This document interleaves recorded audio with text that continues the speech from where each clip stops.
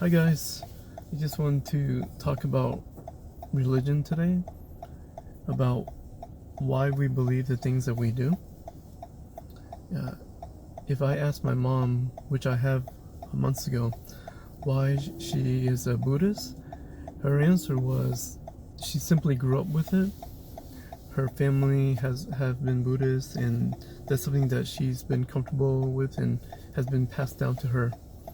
And I think a lot of us have similar reasons for why we believe the things that we do, why we're a follower of Hindu, or why we're Muslim, for example, is something that we grew up with and we're familiar with.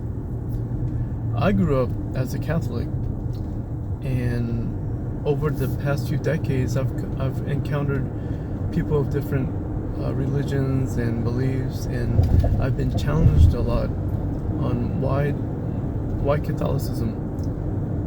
And for a while, I was pretty stubborn. I didn't want to listen to what anyone else had to say. But when I started to look at the Bible and actually take time to understand what is being said, what is being taught, I could no longer be a Catholic. I no longer accept Catholicism. I've become a Christian.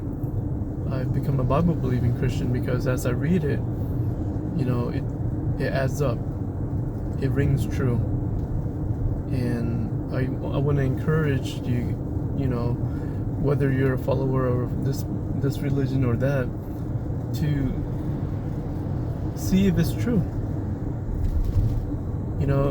If you're happy with just being comfortable, then you may not want to look into any details of religion to see how valid it is or not.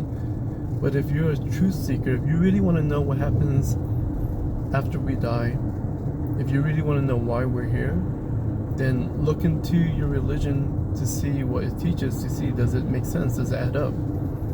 So my parents are both Buddhists, as far as I know. I don't know if they've changed within the last few months or weeks since the last time I asked them, but they believe that when we die, we're gonna come back, like a video game. You get to try again. So you'll reincarnate as another person or animal or something like that. And to me, that doesn't make sense, because if I try to remember my past life, I can't think of anything. All I can remember is me growing up, and even barely that. So if we're coming back, who's keeping track of this? Who would know that someone came back, or who would know that they came back? If I left it up to my imagination, I can imagine that I was something else in the past, purely out of my imagination. But I'm not talking about how imaginative we can be, how creative we can be. I'm talking about truth and finding it, whether it's in our religion or it's outside of our religion. If you really want to know the answers, you have to be open-minded enough to cross boundaries, get out of your boxes that you've grown up inside. So,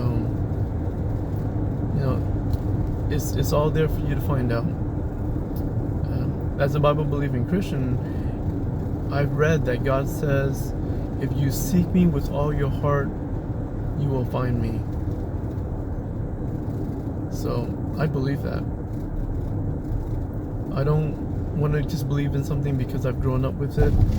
There are a lot of family traditions that I don't follow. Not to be mean, but it's just, to me, it either does not make sense, or doesn't add up to my values, or it doesn't align with my faith. I don't want to do something just because my mom and dad did it, or their mom and dad did it. So those are questions you have for yourselves.